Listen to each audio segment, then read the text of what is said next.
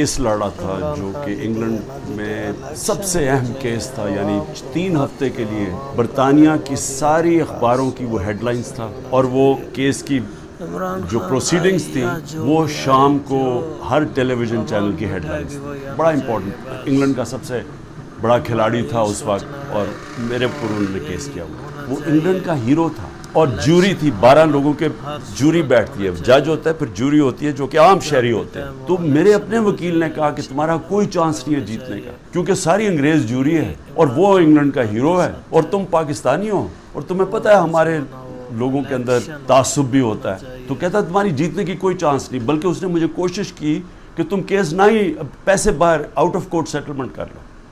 لیکن میں نے کہا میں حق پہ کھڑا ہوں، میں لڑوں گا کیس۔ اس نے کہا تمہاری صرف 20% چانس ہے، اور یہ یاد رکھیں کہ اگر وہ میں کیس ہار جاتا تو یہ جو میں نے اپنا لنڈن کا فلیٹ بیچ کے میں یہ بنی گالا کا گھر بنایا، یہ سارا کچھ ہی چلا جاتا، کیونکہ وہ اتنا زیادہ اس کا خرچہ آتا ہے۔ نبی صلی اللہ علیہ وسلم نے اس لیے کہا تھا کہ وہ قومیں تباہ ہو جاتی ہیں۔ یہ یاد رکھیں کہ ہم تباہی کی طرف جا رہے ہیں، کیونکہ طاقتور آج قانون سے اوپر ہے۔ میرے بھی بڑا آسان ہے، اگر میں دنیا میں باہر جاؤں تو میں جا سکتا ہوں، میرے لیے تو عمران خان کے لیے دروازے کھلے ہیں۔ لیکن عام لوگوں کی میں آج بات کر رہا ہوں، آپ جب سب سن رہے ہیں، کتنے لوگ آپ باہر چلے جائیں گے؟ تو یہ تو وہ میرے نبی نے جو 1500 سال پہلے کہا، ہم تو وہ تیزی سے ادھر جا رہے ہیں۔ تو آج خواجہ آصف کا بیان آ گیا کہ 1 سال، ابھی 1 سال میری گورنمنٹ کو نہیں ہوا تھا، وہ کہتا تب سے سوچ رہا تھا کہ اس کو گرانے کا۔ تمہیں اس کی حیثیت کیا تھی؟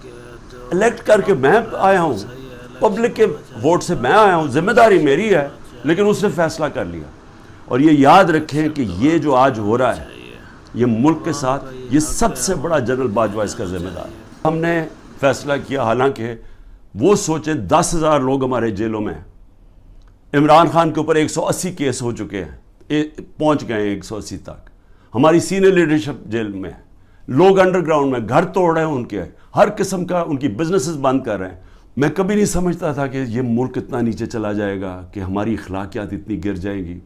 نبی صلی اللہ علیہ وسلم جب جنگ بھی جانے سے پہلے کہتے تھے، نہ تم نے عورتوں کو، مخالف دشمنوں کی، نہ عورتوں کو، نہ بچوں کو، نہ بوڑھوں کو، نہ درخت کاٹنے ہیں۔ یعنی اتنا دشمنوں کے خلاف تھا۔ جو ہمارے ساتھ ہو رہا ہے، اور نہ عورتیں دیکھتے ہیں، نہ بچے دیکھتے ہیں، نہ ان کی بزنسز دیکھتے ہیں، جس طرح کا ان کے رشتہ دار، ان کے جاننے والے سب کے اوپر پہنچ جاتے ہیں۔ یعنی ایسی کبھی میں نے اس طرح کا ظلم نہیں دیکھا جو ہمارے خلاف اس وقت ہو رہا ہے۔ اور آڑ کس کی لے رہے ہیں؟ جناب بہت بڑا ظلم کر دیا ہم نے 9 مئی کو، تو 9 مئی کو جو میرے سے ظلم ہوا، جو شروع ہی ہوا، جس کی وجہ سے سارا کچھ ریاکشن ہوا، اس کے اوپر تو کوئی انکوائری بھی نہیں ہوئی۔ ہر دوسرے دن ایک نیا دہشت گردی کا کیس بن جاتا ہے، جو 180 تک پہنچ چکا ہوں۔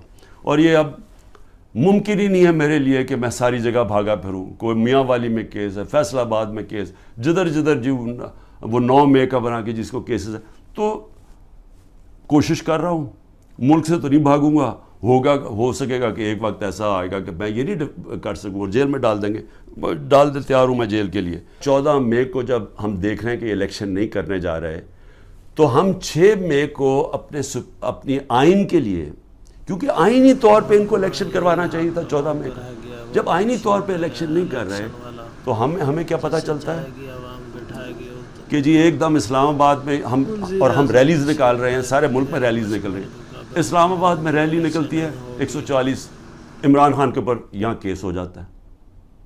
سارے پاکستان میں ریلیز نکل رہی ہیں، لیکن اسلام آباد میں جی کیونکہ 144 لگا دیا تھا، وہ 144 لگتا ہی صرف ہمارے لیے۔ مولانا فضل الرحمان نے ریڈ زون میں جا کے 144 کے دوران سپریم کورٹ کے باہر پورا گالیاں نکالی چیف جسٹس کو، عدالتوں کو گالیاں نکالی سپریم کورٹ کے چیف جسٹس کو کھڑے ہو کے، اور ان ساروں نے تقریریں کی ریڈ زون کے اندر۔ اس کے لیے 144 نہیں تھا، اس کو بلکہ فیسیلیٹیٹ کر رہی ہے حکومت جا کے وہ ریلی نکالنے کے لیے۔ یہ جو ہو رہا ہے نا، یہ عمران خان بنے پرائم منسٹر، الیکشن جیتے نہ جیتے، جیل میں جائے، لیکن مسئلہ تو پاکستان کا اس وقت۔ تو میں آپ کے لیے اب کہہ رہا ہوں، یہ جو ہو رہا ہے نا، یہ صرف اور صرف ملک کی اب تباہی ہے۔ اب یہ جو پلان بن رہا ہے کہ عمران خان کو جیل میں ڈال کے ان کو واپس لے کے آنا، چلے عمران خان جیل میں بھی چلا جاتا ہے، یہ واپس بھی آ جاتے ہیں، لیکن ملک کا کیا بنتا ہے؟ میں یہ سوال پوچھ رہا ہوں کہ ملک کا جو حالات ہیں، یہ جو جنرل باجوہ نے یہ انجینئرنگ کر کے ان کو اوپر بٹھایا ہے، کیا ملک بچ جائے گا ایسے؟ ہمارا جو آخری سال تھا 8.7 ارب ڈالر کا ہمارا ڈالر انکم میں اضافہ ہوا تھا، ایکسپورٹس میں اور ریمیٹنسز میں 8.7 ارب ڈالر کا اضافہ ہوا تھا۔ اس سال جب سے یہ جنرل باجوہ کے یہ تحفے آئے ہیں، انہوں نے ایک سال کے اندر 8.5 ارب ڈالر کی کمی کی ہے ریمیٹنسز اور ایکسپورٹس میں۔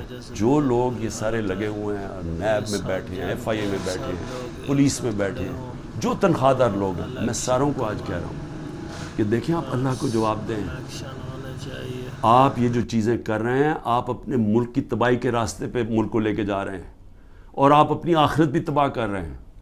آپ کو کوئی ضرورت نہیں ہے، جب رزق اللہ نے کہا میرے ہاتھ میں ہے، آپ کو غلط کام کرنا اور گناہ کرنا کی یہ نہ کہنا اوپر والے کو کہیں گے کہ نہیں جی میں تو کیا کرتا، مجھے اوپر سے غلط آرڈر آیا ہے۔